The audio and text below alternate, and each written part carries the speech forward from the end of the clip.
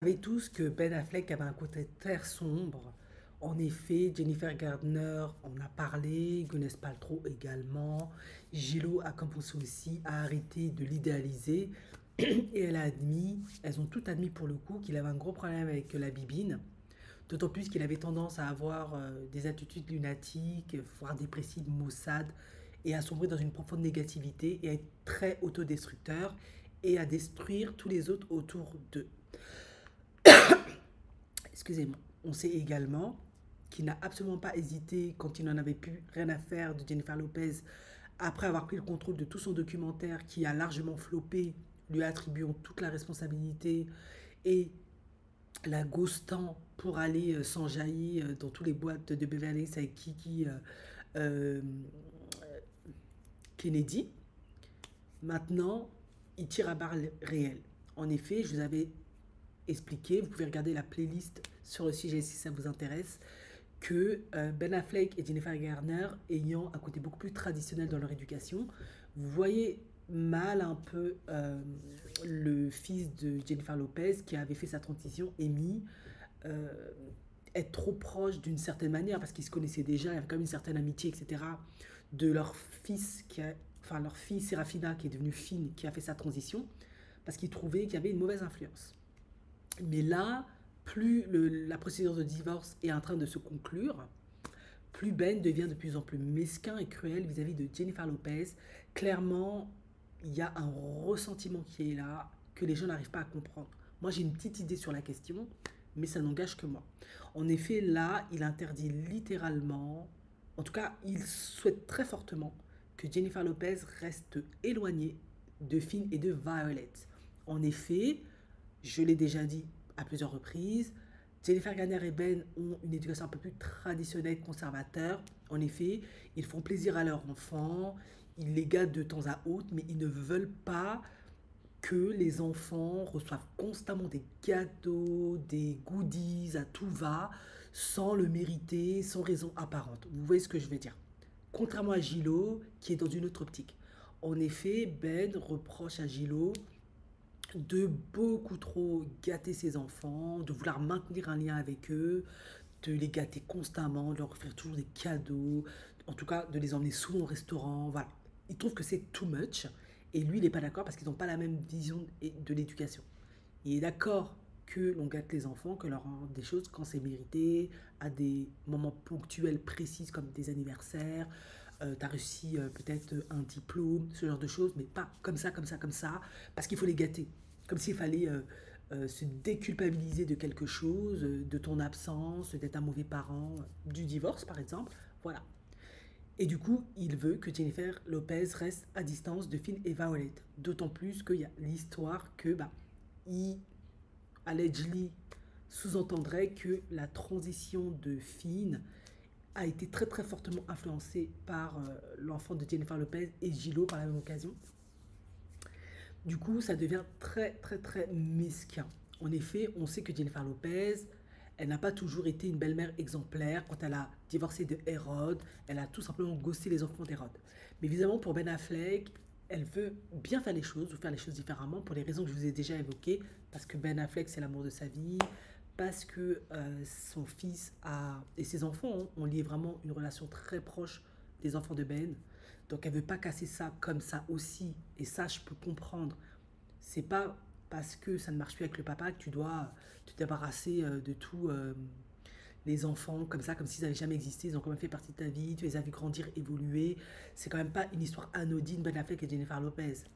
Bon, Violet, qui est déjà à l'université, qui est adulte, elle est très proche de Jennifer Lopez, donc ça va être très difficile de la dissuader de plus être proche de Gilo. Elle a, en tout cas, elle est mature, elle peut prendre ses propres décisions, évaluer la situation si ça vaut la peine ou pas. Maintenant, il s'agit surtout de Finn.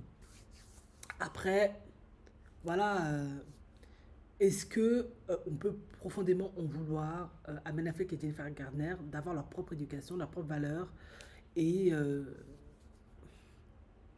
mais c'est quand même délicat parce que Jennifer Lopez, et ça c'est mon avis, je pense qu'elle veut bien faire, elle a parfaitement conscience qu'elle est à son quatrième divorce, que c'est douloureux pour les enfants, c'est aussi des traumas qui vont pouvoir qui vont devoir porter toute leur vie. Et je pense qu'elle veut montrer que c'est pas parce que je divorce de votre père que je vous aime pas, que j'ai un problème avec vous. Je pense qu'elle veut bien faire. Mais, à contrario, on sait jamais, hein, il y a des gens, peut-être Ben Affleck, qui peut avoir le sentiment qu'elle fait ça pour manipuler les enfants. Il se dit peut-être, elle garde un lien pour un jour pouvoir revenir dans ma vie, un jour pouvoir se remettre en couple avec moi. Et on ne peut pas exclure cette éventualité aussi, même si on adore Gilo et qu'on sait que Ben Affleck a un côté sombre qui est parfois super narcissique et vache, et horrible, et cruel, et égoïste. On ne peut pas non plus exclure cet aspect-là. Les deux sont relativement égoïstes, ils se connaissent, ils sont dans Hollywood depuis longtemps. On sait l'amour que vous, Jennifer Lopez, a Ben Affleck. Ça peut être parfaitement envisageable, cette stratégie. En fait, ça peut être les deux. Elle peut autant aimer les enfants, vouloir les protéger, leur faire comprendre, j'ai pas de problème avec vous. C'est pas parce que ça marche plus avec le papa que la relation doit partir en éclat. Mais un autre aspect, ça peut être aussi, d'une certaine manière aussi, une certaine manip pour toujours être dans la vie de Ben, savoir ce qu'il fait et peut-être le récupérer par les sentiments des enfants. On connaît ces stratégies-là. Et Ben Affleck, ben peut-être que lui, il veut pas, oui, à l'éducation, oui, à le côté de film, mais parce qu'il connaît peut-être aussi Jennifer Lopez très bien. Et il se dit, ouais, ça, c'est une méthode, une stratégie pour qu'à la fin, les enfants viennent me convaincre de me remettre avec elle ou de la récupérer ou quoi qu'est-ce. Et peut-être qu'il veut pas ça. Donc, pour revenir sur le ressentiment qu'il peut avoir à l'égard de Jennifer Lopez, ben moi, je reste persuadée, je vous ai déjà expliqué, si vous avez regardé la playlist, mon avis sur la question, comme c'est une personne narcissique, comme beaucoup d'acteurs pour le coup, qui voulaient être dans la vie politique, qui voulaient avoir une certaine image. Moi, je pense que il lui en veut parce que il peut avoir la perception et le sentiment, c'est personnel, qu'elle a altéré son image. Alors, on sait très bien qu'il n'y a pas besoin de Gilo pour qu'il se trimballe lui-même ses propres casseroles et ses propres cadavres, vu tous les problèmes qu'il a. Mais ça ne m'étonnerait pas, en tant que personne narcissique, qu'il projette complètement le tort sur Gilo et qu'il se dit, ouais, ben, en étant avec toi, ça détériore mon image, parce qu'avec toi, c'est too much, bien que c'est lui qui appelle les paparazzis de temps à autre. On fait un documentaire alors que tu es censé être la grande Gilo, c'est un documentaire qui flop. Voilà, il y a plein de choses bizarres qui ressortent, avec P. Diddy, le fait que tu as volé plein de chansons de un tel et un tel, que tu n'as pas de talent, etc. Moi, je pense que c'est vraiment une blessure d'amour-propre. C'est purement narcissique. Et moi, je pense qu'il lui en veut beaucoup parce qu'il a le sentiment qu'elle a altéré son image. Lui, il a une bonne image, une belle image, toute belle, toute parfaite. Et il a le sentiment que elle a altéré son image par son côté, bon, on la connaît, hein, Jennifer. Et ben, le côté aussi, bon, est-ce que c'est vrai, est-ce que c'est faux? Je ne sais pas. Ce qui est sûr, c'est que elle et Jennifer Garner, c'est deux personnalités différentes. Jennifer Garner, malgré toutes les crasses qu'il lui a faites, autant elle s'est dit, bon, je vais protéger son image, je vais le faire passer pour quelqu'un de génial, un bon père, un homme super. Donc tous les défauts qu'il avait, alcool, tout le tralala, infidélité avec la loulou, ça a vite été éclipsé parce que Jennifer Garner a porté sur elle, a fait bonne figure, l'a soutenue, voilà.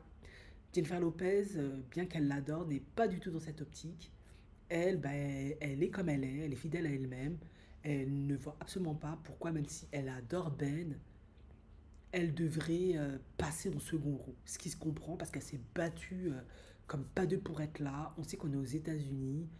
Les profils latinas, c'est pas les premiers choix.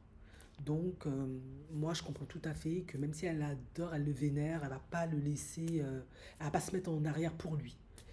Mais comme lui, c'est un narcissique, ben, tout ça, il peut le prendre personnellement et t'en vouloir à la fin. Alors que toi, ben, tu l'aimes et tu essaies juste de faire en sorte que ça se passe bien. Même si c'est too much. Enfin bref. Donc voilà où on en est encore avec ce divorce. Ben devient mesquin, cruel et ne veut plus que Jennifer Lopez l'approche. Donc visiblement, tout le mal qu'elle a dû faire à ses ex dans des moments émotionnels, un peu immatures, un peu survoltés, ben, ça la rattrape. Ben, c'est vraiment son karma.